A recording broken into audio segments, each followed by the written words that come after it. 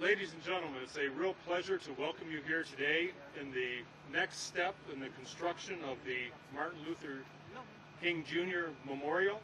I would first like to thank the foundation staff and the National Park Service staff for working so hard together to bring us to this point where we are taking this next very important step. Joining us today, we'll have individual speakers, but I'd also like to recognize that we have members of the Congressional Black Caucus, the Congressional Hispanic Caucus, and Congressional leadership who are with us today. My name is Dan Wenk. I'll serve as your MC. I'm the Deputy Director of the National Park Service. And with that, I would very much like to introduce my boss, Secretary of Interior, Ken Salazar.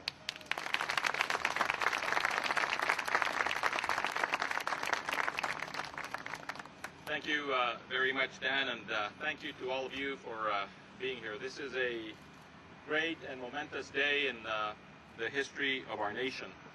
And today I'm pleased to announce that the Department of the Interior National Park Service is issuing the necessary construction permits to proceed with the Martin Luther King Jr. Memorial here on the National Mall.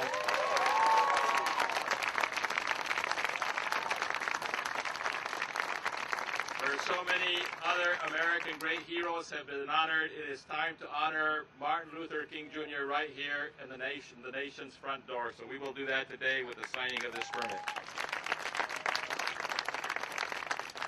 So today we honor a dreamer, someone who knew that he could chase the dream of equality for all people, and who did so much to make that happen. Well, we still have a long ways to go to achieve that dream. We know that we have come a long ways from the days where he sacrificed and marched and gave so much of his life with so many others to make the possibilities of today happen. In 1896, a sad day in the history of the United States Supreme Court, Plessy v. Ferguson was written. And there was a dissent that was written in that case by Justice Harlan. And he said, "Our Constitution is colorblind and neither knows nor tolerates classes among citizens. In respect of civil rights, all citizens are equal before the law. The humblest is a peer of the most powerful. The law regards man as man and takes no account of his surroundings, of his color, when his civil rights, as guaranteed by the supreme law of the land, are involved." And yet, it would be a long time to come before we started to realize that Justice Harlan had in fact been correct in his dissent in Plessy v. Ferguson. He wrote there as well, "The destinies of the two races in this country are indissolubly linked together, and the interests of both require that the common government of all shall not permit the seeds of race hate to be planted under the sanction of law." Justice Harlan knew that to fulfill the promise of America, we must abolish segregation and guarantee all Americans equal protections under the law as envisioned by our Constitution. Thomas Jefferson wrote, "We hold these truths to be self-evident, that all men are created equal, and that they are endowed by their Creator with certain unalienable rights, that among these are life, liberty, and the pursuit of happiness." But it was a long time in coming before these ideals were blossoming into the ideals that we see today, because it was more than half a century after Justice Harlan's dissent, more than 2 centuries after after Thomas Jefferson wrote these words, that Dr. King stood on the steps of Lincoln Memorial and challenged our country to finally rise up and live out the true meaning of its creed, the true meaning of its creed of our country, with freedom and justice and opportunity for all. As the election in 2008 of President Barack Obama demonstrates so amply to the entire planet, to the entire world, Dr. King's life of courage, vision, and sacrifice has helped move our nation far closer to living out this creed than when he spoke these words here in 1963. Today, as we sign this permit that will allow the construction finally to move forward here on the National Mall, we mark a very important time in our history. This 4-acre memorial will include design elements of water and stone and trees to symbolize Dr. King's calling to our country.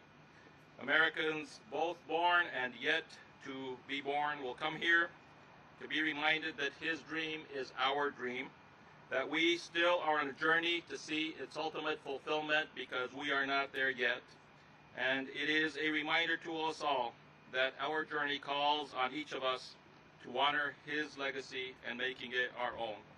I applaud the work of Harry Johnson and the many other members of the Washington, D.C. Martin Luther King Jr. National Memorial Project Foundation who worked tirelessly for a very long time to make this memorial happen.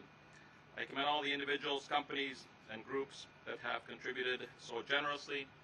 And today I am particularly honored that Dr. Martin Luther King's sister has been with us for the last hour. She will be speaking in just a few minutes about the importance of this to her and to the family. And with that, what I would like to do is to formally go ahead and sign the permit. And if I could have Harry Johnson come up here.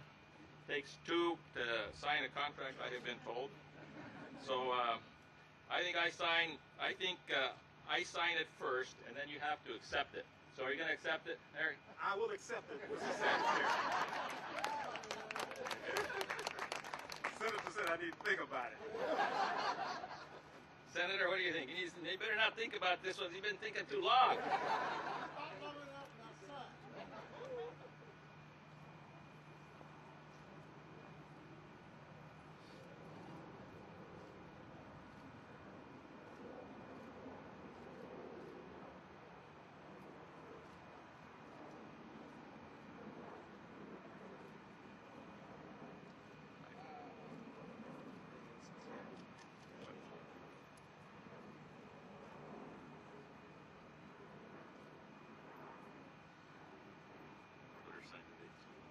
I think you better date it, Mr. Secretary.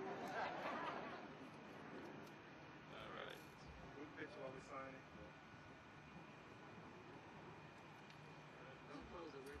Picture taking. Down in front still.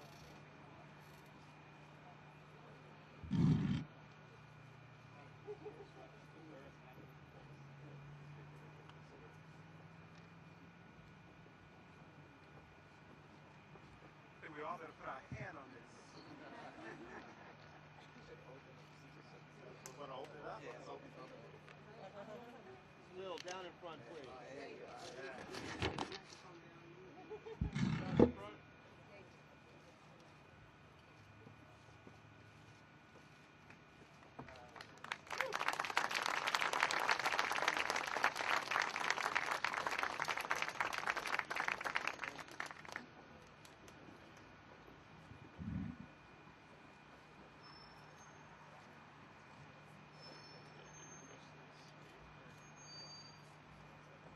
Thank you, Mr. Secretary.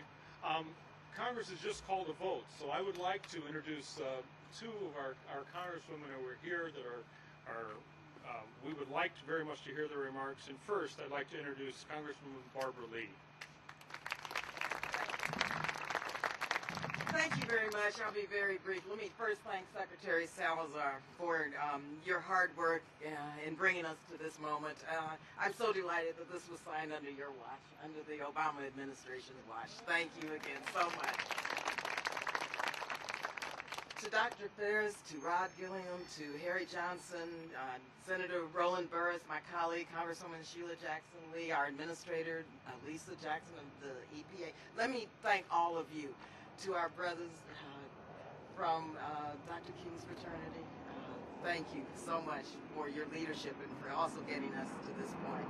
This is a dream that's coming true. It is a dream that's coming true. And on behalf of the Congressional Black Caucus, let me just say how excited we are, because today is the realization of having a King Memorial here on the National Mall, not only to celebrate the life and the legacy of a great drum major for justice, a man who spread the message of peace and justice and who challenged America to fulfill the true promise of democracy. But today also is a day where Dr. King's words and his life will resonate today. With unemployment and poverty on the rise, and in a nation where millions live without access to quality health care or education, while we're still fighting wars in Iraq and Afghanistan. And so let me just say, having grown up in the civil rights movement, I just have to salute the King family, salute all of you, to salute Dr. King's legacy for bringing us to this point and for reminding us, as Dr. King said, that peace is not just the absence of tension, but it is